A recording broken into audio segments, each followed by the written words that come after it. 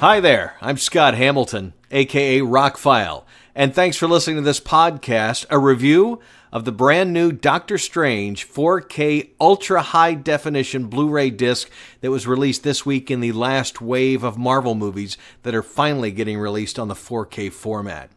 Now, I'm going to go ahead and start off by saying I am a huge Doctor Strange fan, my earliest memories of buying comic books.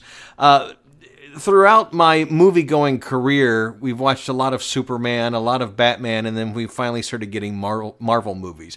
But back in the 70s, CBS made a Doctor Strange movie that was actually quite terrible. I don't think you can stream it anywhere. I don't think it was ever released on DVD or Blu-ray, but maybe one day it'll be on a streaming service, and we can all enjoy how badly that was done.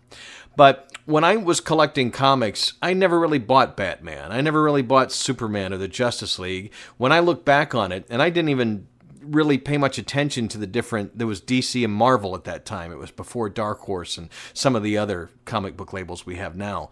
I didn't really pay attention to what the label was. I just knew what I wanted to read about. I was a big X-Men fan. I was a big Iron Man fan. I read Master of Kung Fu and Iron Fist, but Doctor Strange was my number one most favorite. Matter of fact, when I was a teenager, I had every single issue of Doctor Strange up to that time. I used to have quite the massive comic book collection.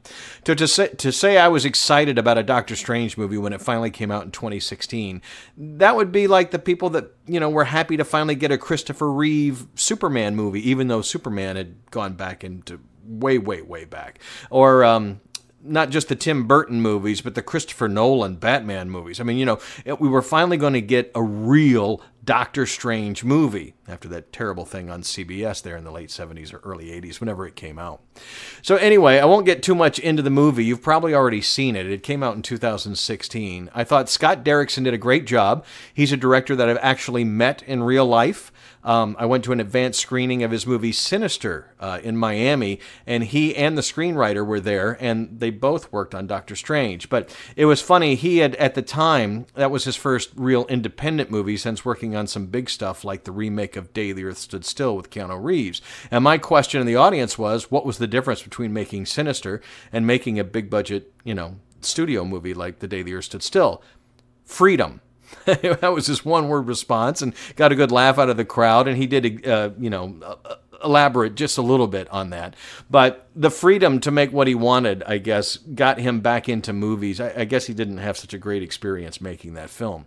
Anyway, he must not mind getting back in with the big studios, because Doctor Strange was a $165 million budgeted film that went on to make over $677 million worldwide. And yes, we're getting a sequel in 2021 in the spring. Matter of fact, he's probably also going to be in that WandaVision TV show that's going to be on Disney Plus in 2021. So anyway, long story short, I am a huge Doctor Strange fan. I have seen the movie on Blu-ray. I have seen it in the theater, both 3D and not. I've seen it on Blu-ray in 3D and not. I even streamed it when I didn't want to pull out the disc and just wanted to watch the movie again. So I've seen just about every version of Doctor Strange. And this version is right up there with the 3D version on Blu-ray, which at this point had been the best version I'd seen. Now, the 4K does not have a 3D version of 4K, so there's not going to be one. But the 3D disc for Doctor Strange is still available. And if you have a 3D TV, that should be in your collection. It is one of the best 3D conversions that there's ever been. I'm a big fan of native 3D, but most of the conversions are hit or miss. They really did a good 3D version of Doctor Strange. The source material, the bending cities, that Inception-like special effects, that stuff played very well in the 3D space. But last night I got to sit down and watch the 4K version for the first time. And like some of the 4Ks we're getting these days, at first the image may seem a little dim. And it's not because they've radically altered the film. This is more close to what the filmmakers originally envisioned.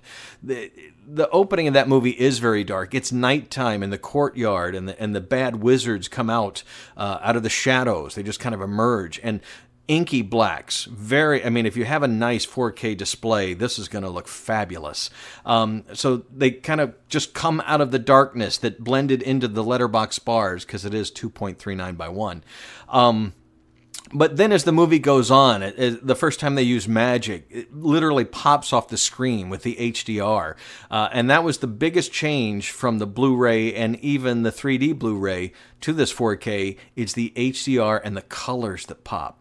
Every time magic is used, when we finally get to Hong Kong, all those neon signs and the things in the alternate dimensions, especially the dark dimension when he meets Dormammu, the colors just bathe not only your TV but your entire room. They're bright, they're colorful, they pop off the screen, and this is why you watch a movie in 4K HDR.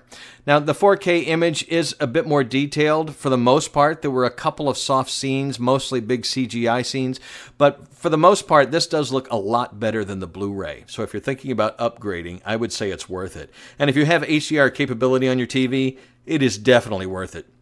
If you're a fan of the movie, definitely worth it. The Dolby Atmos mix is actually better than a lot of the recent Marvel Disney releases.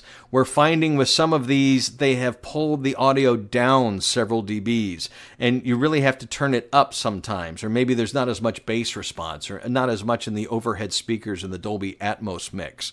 But for Doctor Strange, really good audio mix. Not the best I've heard lately. More active, more newer movies like, say, John Wick 3 Parabellum had a better mix. John Wick 2 was a really, really good Atmos mix. But the visuals in HDR, like I said, anytime magic is used, some of the outdoor shots just really popped off the screen and really made it worthwhile picking up this 4K version. So I would give it a solid 4 out of 5. I'm a fan, so I'll even up it to a 4.5 out of 5. If you want to pick it up and you're a fan, I think you'll really be happy with this on your very nice display. If you have Dolby Atmos surround sound, the upgraded soundtrack is worth it as well.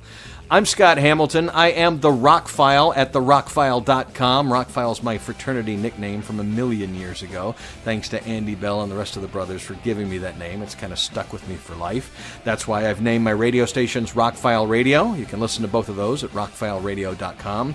My shop is ROCKFILE Retail at rockfileretail.com. This is all housed under ROCKFILE Media at rockfilemedia.com. You can find me anywhere on social media. I'd love to talk to you about movies and music. I've got more podcasts on the way, a lot of music reviews on the way. That's really what I'm better suited to do. But I watched this last night. It was fresh in my head. I'm going to throw movie reviews up when I've seen something recently. I'm going to see Joker tomorrow, so there will definitely be a podcast about Joker once I've seen that. And I try and keep things spoiler-free, as you can tell. So once again, I'm Scott Hamilton, The ROCKFILE. Thank you very much for listening.